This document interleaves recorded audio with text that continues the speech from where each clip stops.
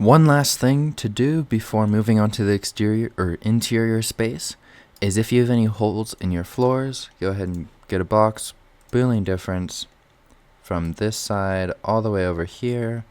Now, like I mentioned earlier, I want this entire wall going all the way through my building to be one wall. So I'm going to get rid of the space that it would take up as well. So -1 foot, do that, select the surface, Boolean difference, select this one, and done. Now, moving on to floors.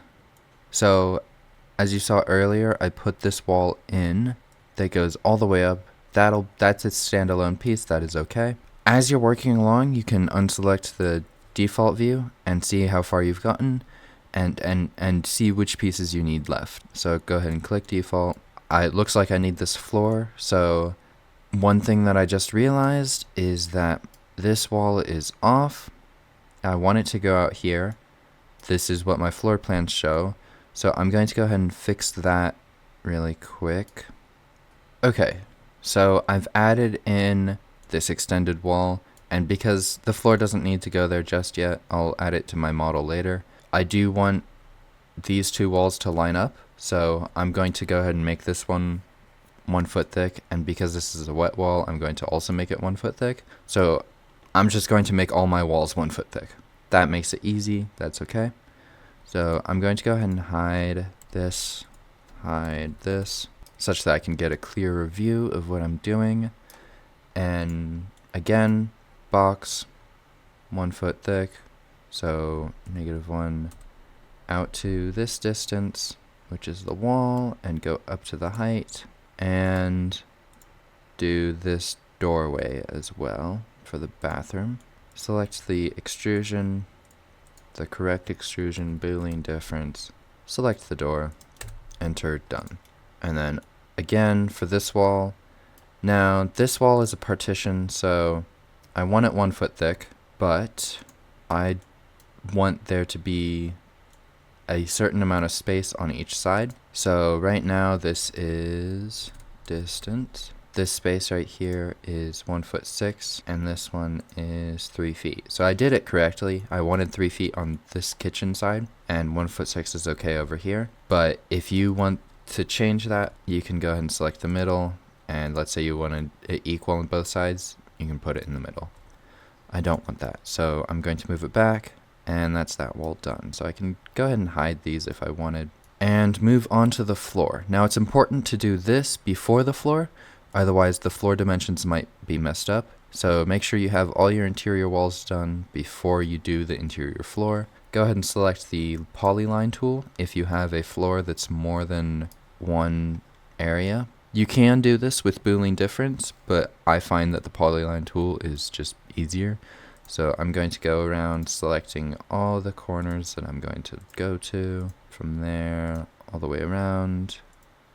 Is it that end? Yeah, that's the correct end. Cool. I'm going to go ahead and hide this to see my line. Create a surface, delete the line, extrude surface 1 foot, and delete the surface. I won't need this. I know what I'm doing, so because that was wrong anyways, I will go ahead and add some reference lines by going 1 foot in this direction and 1 foot this way. Copying this, so just copying this line actually, copy. Move it out to here, and getting another polyline, just getting a reference for where I'm going. Will be this point, so perpendicular all the way back around. Now, because these will be separate pieces, I do need to edit this a bit. For example, I'm going to pull out the square rectangle box. For this part, I have my reference line down. I'm going to use the rectangle box, select 2 corners, and select 2 corners again, just to make rectangles, and then do that side.